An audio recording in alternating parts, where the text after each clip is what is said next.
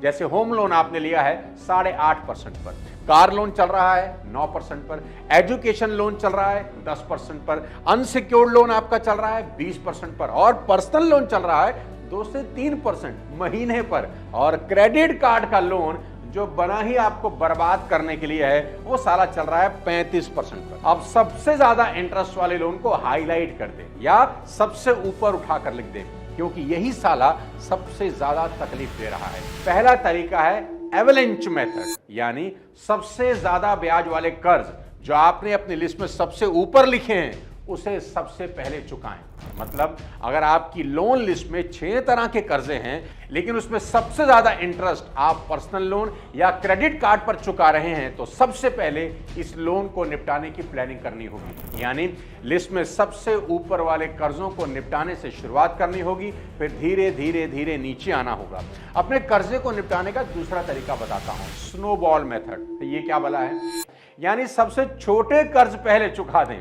आपने किसी से 10,000 उधार ले रखा है, सबसे पहले उसे चुकता कर दें। इससे कॉन्फिडेंस बढ़ता है कि मैं कर्ज चुका सकता हूं, और मार्केट में आपकी रेपुटेशन भी बढ़ती है कि ये इंसान कर्ज चुका रहा है। दोनों मेथड में जो आपको ठीक लगे उससे शुरुआत कर सकते हैं, लेकिन अगर मेरी पर्सनल सलाह माने तो सबसे पहले बड़े राक्षस की गर्दन मरोड़े, यानी उन कर्जों को चुकाने में खोपड़ी लगाएं जिन पर ब्याज सबसे ज्यादा चल रहा है। अब बताता हूं कर्ज से निपटने का अगला स्टेप। आपको एक बेहद सख्त और प्रैक्टिकल बजट बनाना होगा आपके लिए, जो आपके इरादों की तरह ही सख्त होना चाहिए।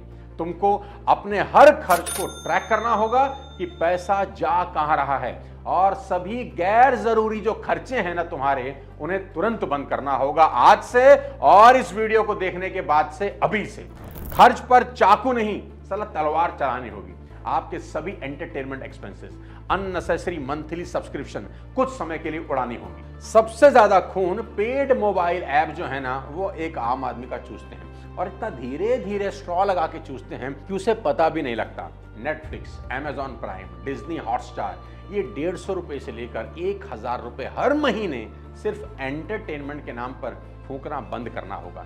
स्पॉटिफाई, यूट्यूब प्रीमियम, गाना प्लस, इन सब के पेड वर्जन अगर ले रखे हैं, बंद कर दो मेरे भाई। और बहुत से ऑनलाइन लर्निंग प्लेटफॉर्म हैं जैसे अनअकैडमी, बायजूस, कई लोगों ने इनके कोर्स खरीद रखे हैं, पर कोर्स छोड़ दिए, लेकिन ऑटो रिन्यूअल चल रहा है, हर महीना पैसा कट रहा है, इन्हें पता ही नहीं है। चेक करो कि कहीं ऑटो रिन्यूअल में बहुत सारी चीजें कट तो नहीं रही, अगर कट रही हैं तो तुरंत बंद करो। और कुछ महारथी तो ऐसे हैं जिन्होंने डेटिंग ऐप टिंडर का पेड वर्जन ले रखा है। भाई वाह, 500 रुपए से 2000 रुपए तक महीने का खर्च है। अरे कुछ तो शर्म करो, कर्जे में गर्दन है और भाई टिंडर पर प्रोफाइल बनाकर घूम रहा है, रिजल्ट 0 है। इसे भी अपने मोबाइल से तुरंत उड़ाना होगा।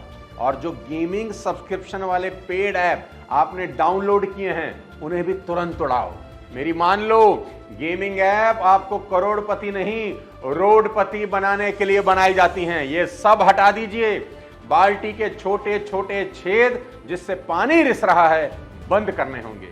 याद रखिए कि कर्ज मुक्ति फैंसी लाइफ से नहीं, फोकस लाइफ से ही आएगी। अब सुनिए तीसरा और शानदार तरीका। आपको एक इमरजेंसी फंड बनाना होगा ताकि अचानक खर्च में फिर से कर्ज ना लेना पड़ जाए। और कुछ करो कि ना करो, मेरी एक रिक्वेस्ट जरूर मानो। बार बार चिल्ला चिल्ला के कह रहा हूं, हेल्थ इंश्योरेंस सबसे पहले करवाओ। इंश्योरेंस का मतलब है आज की तैयारी, कल के कर्ज से आजादी। देखो दोस्त, जिंदगी में 2 चीजें तय हैं, एक अनसर्टेनिटी यानी कभी भी कुछ भी हो सकता है, और दूसरा उसका खर्च, कि खर्च कितना आएगा आपके हाथ में नहीं है। आप कितनी भी प्लानिंग कर लो, एक हादसा, एक बीमारी, एक इमरजेंसी पूरी सेविंग उड़ा देगी। ईएमआई, बच्चों की फीस, घर का खर्च, सब कुछ रुक जाता है। अब सवाल यह है, क्या हम जिंदगी की अनसर्टेनिटी के लिए तैयार हैं? और अगर नहीं है तो उसका सीधा सा मतलब यह है कि हम जाने अनजाने खुद को कर्ज के जाल में ही धकेल रहे हैं। मधुकर जी की कहानी सुनाता हूं। मधुकर जी एक सामान्य मध्यम वर्गीय परिवार के आदमी, नौकरी करते थे, ईएमआई चल रही थी, बच्चों की पढ़ाई, घर का कर्ज, सब कुछ ठीक था, टनाटन जिंदगी चल रही थी। अचानक एक दिन हार्ट अटैक आया। अब हार्ट अटैक बता के तो आएगा नहीं। हॉस्पिटल में 5 दिन आईसीयू में रहना पड़ा। बिल कितना आया? 6.5 लाख का।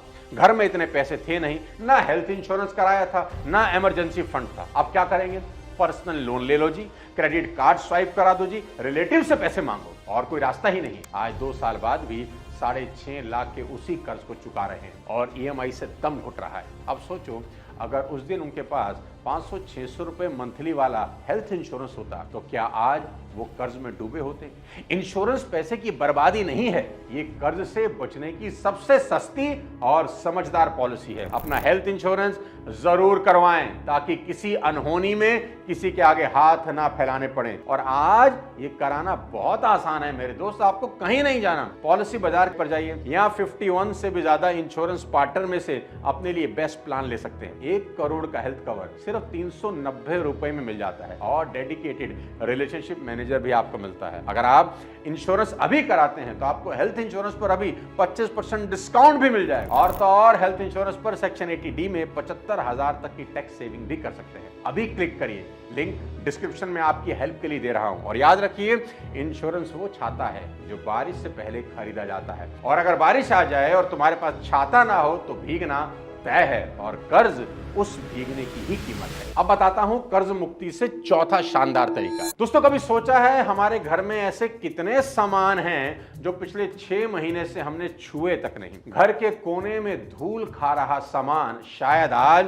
तुम्हारी कर्ज से आजादी की पहली सीढ़ी बन सकता है। Sell unnecessary items of your home, 2-4 किश्तें तो यहीं से निकल आएंगी आपके लोन की।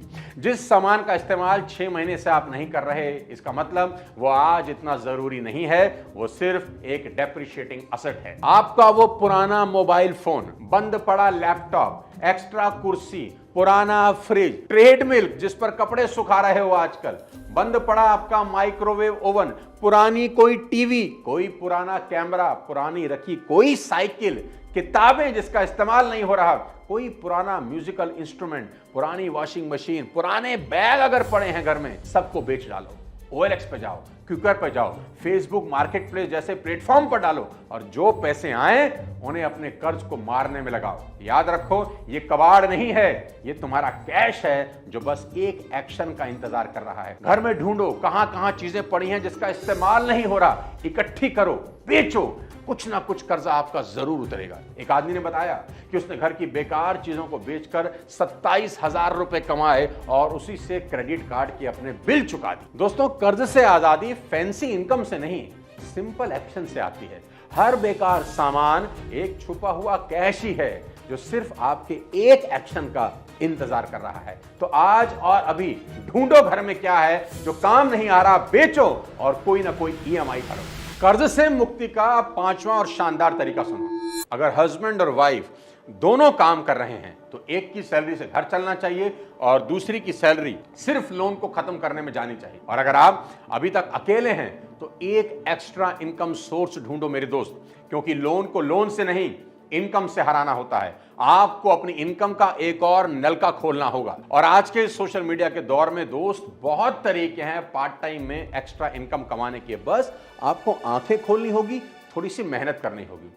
आप सबसे पहले पार्ट टाइम में फ्रीलांसिंग कर सकते हैं। तरीका मुझसे सुनिए। कंटेंट राइटिंग एक ऑप्शन हो सकता है, लोगो डिजाइनिंग कर सकते हैं, वीडियो एडिटिंग कर सकते हैं, डेटा एंट्री भी ऑप्शन है। मैं तो कहता हूं जो आता है करो, बस खाली मत बैठो। आप इंश्योरेंस एजेंट बन सकते हैं, मल्टी लेवल मार्केटिंग में किसी स्टेबल कंपनी को ज्वाइन कर सकते हैं, पार्ट टाइम पैसा आएगा। वीकेंड के लिए किसी अच्छी जगह टूर गाइड बन सकते हो भाई, 2-3 हजार रुपए कमा के घर आओगे। अगर आपके पास गाड़ी है तो वीकेंड पर चलाओ, ओला उबर से कनेक्ट करो, हर दिन 1000 से 3000 रुपए तक कमा सकते हो। और अगर गाड़ी नहीं, बाइक है, कोई दिक्कत नहीं, रैपिडो से कनेक्ट करो, पार्ट टाइम में वहां से इनकम आ सकती है। और घर में अगर वाइफ, मदर या सिस्टर हैं तो वो tiffin service, home food delivery शुरू कर सकती हैं, खासकर पीजी एरियाज या वर्किंग प्रोफेशनल्स के लिए, जिसमें लागत तो है ही नहीं और महीने के कोई 20 से 25 हजार रुपए आप कमा सकते हो, जिससे लोन चुकाए जा सकते हैं। आप अपना सामान किराए पर दे सकते हो। अगर आपके पास कोई कैमरा पड़ा है, दो किसी को किराए पर, बाइक रखी है खाली खड़ी है, दो किसी को किराए पर, कार है किराए पर दो, प्रोजेक्टर है किराए पर दो, कोई भी टूल है किराए पर दो। जो चीजें पड़े पड़े धूल खा रही हैं वो कमाई करवा सकती हैं। और अगर आपके पास एक कमरा एक्स्ट्रा है, एक भी कमरा एक्स्ट्रा है, खाली मत छोड़ो, रेंट पर दो। पीजी कल्चर बूमिंग पर है, 3 से 7 हजार रुपए तक किराया मिल जाएगा बिना खर्च किए। हर महीने की एक EMI उसी से निकल सकती है। दोस्तों, आपका कमाया हर एक्स्ट्रा 1000 रुपया भी एक हथियार है। उस कर्ज के खिलाफ जो तुम्हारी आजादी को बंधक बना बैठा है। याद रखना मेरी बात, दुनिया में दो तरह के लोग होते हैं, एक जो खर्च काटते हैं, दूसरे जो कमाई बढ़ाते हैं। लेकिन जो दोनों करते हैं ना, वो शहंशाह बन जाते हैं और वही डेब्ट फ्री लेजेंड होते हैं। अब बताता हूं छठा शानदार तरीका। अगर कहीं से भी कभी अचानक कुछ इकट्ठा पैसा मिल जाए तो तुरंत लोन के मुंह पर मारना है। अगर कहीं से टैक्स रिफंड आ गया, कुछ भी बेचकर पैसा आ गया, ऑफिस से बोनस मिल गया, तो इस पैसे से घूमने शिमला मत चले जाना। रात को बीवी को लेकर, गर्लफ्रेंड को लेकर डिनर डेट पर एंजॉय करने मत चले जाना। अनाप शनाप का खर्च करके इस पैसे को उड़ा मत देना। इस पैसे का सिर्फ एक ही इस्तेमाल है, सबसे ऊपर वाले खर्चे के इंटरेस्ट के मुंह पर मारना और उस लोन को कम कर देना। सातवां और आखिरी तरीका जाता जाता सुन लो, बात करो, चुप मत बैठो। हाँ, बहुत इंपॉर्टेंट बात आपको बताई, बात करो, चुप मत बैठो। प्रॉब्लम क्या है, जो इंसान कर्ज ले लेता है वो अकेला साइलेंट मोड में चला जाता है, ना किसी से बात करता है, गुमसुम सा रहता है, उसको समझ ही नहीं आता कि कर्ज कैसे चुकेगा। दोस्त, ये कभी मत करना, मेरी बात मान के रखो।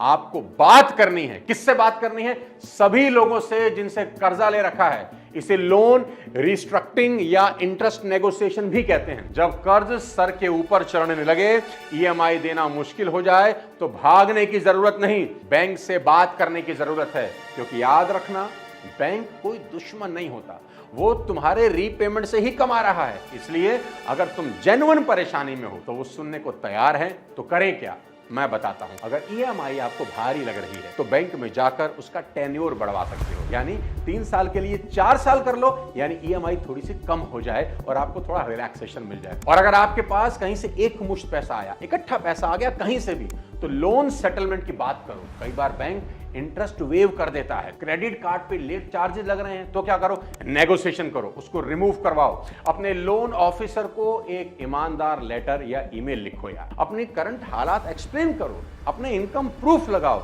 रिक्वेस्ट डालो, ये दिखाओ कि आप डिफॉल्ट नहीं करना चाहते, आप सोल्यूशन चाहते हो। सच तो यह है कि 10 में से 7 लोग डर के कारण बैंक से बात ही नहीं करते, और वही डर उन्हें कर्ज की दलदल में और गहराई तक धकेल देता है। लेकिन जो खड़ा होता है ना, सवाल करता है, ईमानदारी से बात करता है, बैंक उसकी बात सुनता है। क्योंकि बैंक को भी अपना पैसा वापस चाहिए और वो चाहता है कि आप सरवाइव करो, ना कि सिंक करो।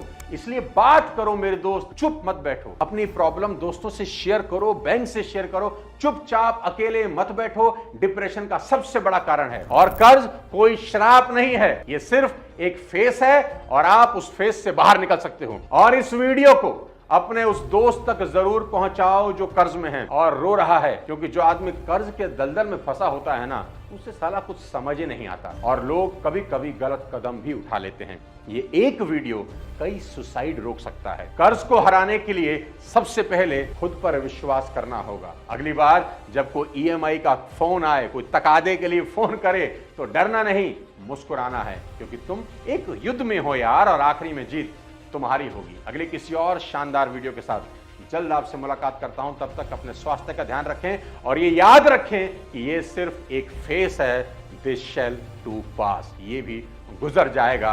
आखिर